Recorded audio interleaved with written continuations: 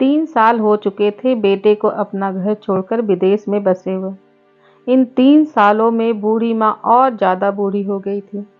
75 वर्ष की उम्र में आरती देवी की याददाश्त काफ़ी कमज़ोर होती जा रही थी। उन्हें रोज़मर्रा की चीज़ें याद न रहती, लेकिन जो उन्हें हमेशा याद रहता वह था उनका बेटा। दिन हो या रात, एक भी पल ऐसा न होता जब उन्हें अपने बेटे की याद न आती। दूसरी तरफ बेटा था, जो साल भर में एकाध बार माँ को फ़ोन कर लिया करता था और 2 मिनट से ज़्यादा बातें भी ना किया करता।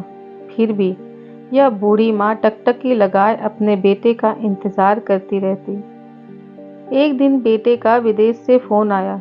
हेलो हेलो, सुन रही हो ना माँ? अनिल बोल रहा हूँ, तुम्हारा बेटा। कैसी हो माँ? मैं ठीक हूँ बेटा, तुम और बहू और मेरा पोता कैसा है? माँ ने पूछा।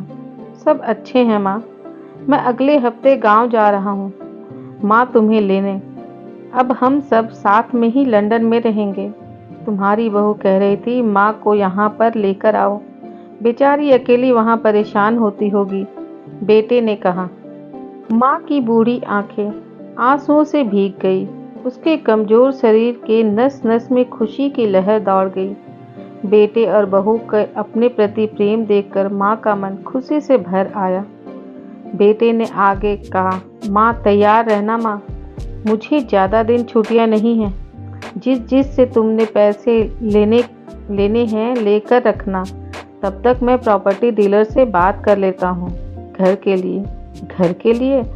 माँ ने पूछा। हाँ माँ, गांव का घर हमें बेच देना पड़ेगा। अब हम सब साथ में ही रहने वाले हैं, तो वहाँ का घर रखने का कोई मतलब नहीं है माँ, बेटे ने कहा। बुढ़ापे की वजह से ठीक से चलने में असक्षम माँ ने पूरे मोहल्ले में घूम घूम कर अपनी इस खुशखबरी को सबको सुनाया। सभी को खुशी हुई। सबको लगा माँ जी के आखिरी दिन अपने परिवार के साथ खुशी से बीत जाएंगे। घर वापस आकर माँ ने अपने घर के कोने कोने को ऐसे देखा जैसे वह अपने दूसरे बेटे को देख रही हो। देखे भी क्यों ना, उस घर को अपने बेटे से कम थोड़ी ना समझा था। अपने पति के साथ 40 साल यहीं तो बिताए थे, लेकिन अब मजबूर भी बुढ़ापे के आखिरी साल बेटे और बहू के साथ बिताना चाहती थी। दिल पर पत्थर रखकर घर बेचने के लिए माँ तैयार हो गई। आनन फानन में बेटे ने घर को आधे दामों पर बेच दिया। माँ ने ज़्यादा नहीं, लेकिन जिन चीज़ों को दिल से लगा रखा था उन चीज़ों को समेटा और बेटे के साथ टैक्सी में बैठकर एयरपोर्ट के लिए चल गई। आकर बेटे ने माँ से कहा, माँ तुम यहाँ बेंच पे बैठो, मैं सामान और बोर्डिंग पास की जांच करा लेता हूँ। वहाँ वक्त लगता है और खड़ा रहना बहुत पड़ता है। तुम्हें तकलीफ होगी, तुम यहीं आराम करो। मैं यूँ गया और यूँ आया। माँ बेंच पे बैठ गई और बेटा अंदर चला गया। काफ़ी समय हो गया बेटा वापस नहीं आया। माँ सोचने लगी शायद ज़्यादा भीड़ होगी इसलिए देर लग रही है। अंधेरा होने को आया तब तो लोगों की चहलकदमी भी कम होने लगी। माँ को अब चिंता होने लगी। एक कर्मचारी आकर पूछा, किससे मिलना है माँ जी आपको? यहाँ पर क्यों बैठी हो? डरती हुई आवाज़ में आरती बोली, मैं मेरा बेटा अंदर सामान की जांच कराने गया है। लंदन जा रहे हैं ना हम।